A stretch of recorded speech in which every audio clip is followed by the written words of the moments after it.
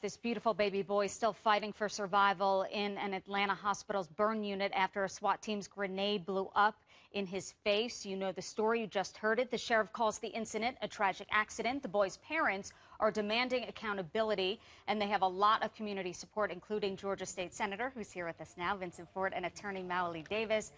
Good to have you both here. Good to be here. Thank you so much for being here. What were the demands, Mr. Davis, in that meeting, if any, and what's to come next? Were you satisfied with the response of the Georgia Bureau of Investigations following that meeting? Well, we were satisfied that the GBI is now involved and engaged. Unfortunately, as the senator mentioned, it took over a week to get them engaged. But you got it done. We did, yes, with the outcry, with the support of the community, with the organizers involved.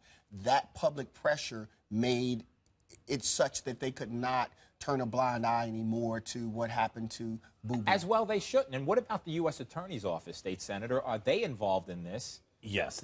And what are they doing? The U.S. Attorney's Office has talked to the GBI.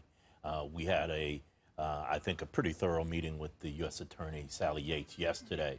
And we think at this point the U.S. Attorney is sensitized to making sure that there's an investigation that lets the chips fall where they may. And, you know, the thing that we're concerned about, because of the sheriff's statements, yes, the sheriff's made some outrageous statements. We've heard and, you know, we're gratified at this point that the GBI and the U.S. Attorney with the FBI is going to do a thorough investigation. Can I follow up with you, Mr. Davis, on the statements? There's been allegations that drug dealing was going on in that home. Could you address that? Was Absolutely. there drug dealing? Was, you know, the family on notice of that? Please. The family, the 4 children, their mother and their father, had no dealings at all with drugs, at all. At all. They, in fact, were burned out of their house in Wisconsin. They moved here because of that tragedy. They began to fear that there was something that was amiss, and so they decided that they were leaving the very next day. They had already rented a U-Haul to leave on that Thursday morning, the night that they busted, early morning hours when they busted in. And so they were very clear. These parents love their children. They didn't have anything to do with the drugs or anything that they say. So that unequivocally is not the case. That is correct. They had nothing to do with drug dealing. Thanks for clearing that up. We're back with Georgia State Senator Vincent Fort and Attorney Mally Davis.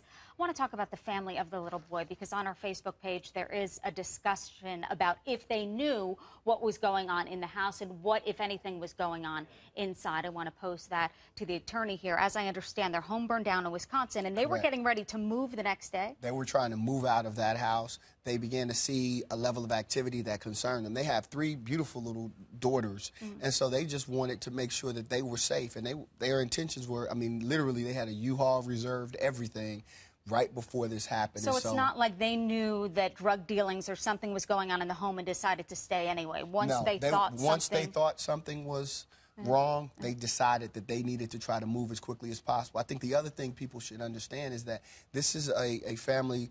They don't have a lot of means, so how we might be able to just pick up and move at the drop of a hat, they were trying to pull those resources together with 4 kids. And if I could ask you, Mr. Davis, before I get to the state senator on legislative issues, you were kind enough to show us some pictures. This picture is of a minivan, and this picture of a minivan, I just want you to give us an indication of what that tells you about that home.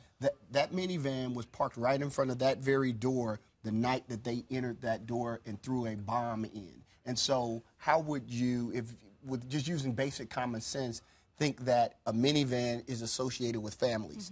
Why would you just throw a bomb in like that? And on the issue of the bomb, this is a picture you were kind enough to share with us, Mr. Davis, that is of the crib. And there's been some discussion that the crib was blocking the door. Is that true? Was the crib blocking the door or away from the door? Complete fabrication. If you look at the photograph closely, it is right next to the bed as any mother would have their toddler. No one would have their child up against the door. 6 or 7 feet away. Never. I understand this was over a $50 methamphetamine drug deal. That, to me, I could see if someone's life was at risk here, they had to move in fast and they had to do it in the middle of the night. I think that's why so many people are curious as to why this middle of the night raid went down. Right. Well, we're very curious. It doesn't pass the smell test. Something doesn't make sense. But, you know, to go in with a grenade because of a $50 drug buy doesn't make sense.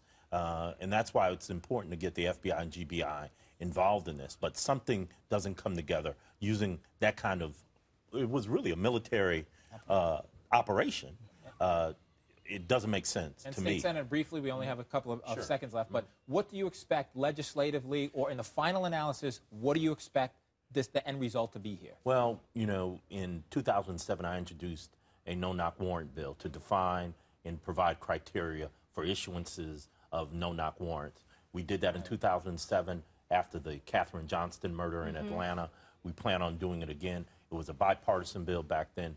We intend for it to be a bipartisan bill this time and try even harder to get it passed. Thank you so much, Senator. Thank you so much, Mr. Davis, for being here. Let's just hope for justice in this case and an investigation wherever it leads, Susan. And I know you give that little boy's family some hope for fighting for this. Appreciate your time. Thank you so much. Thank you all so much.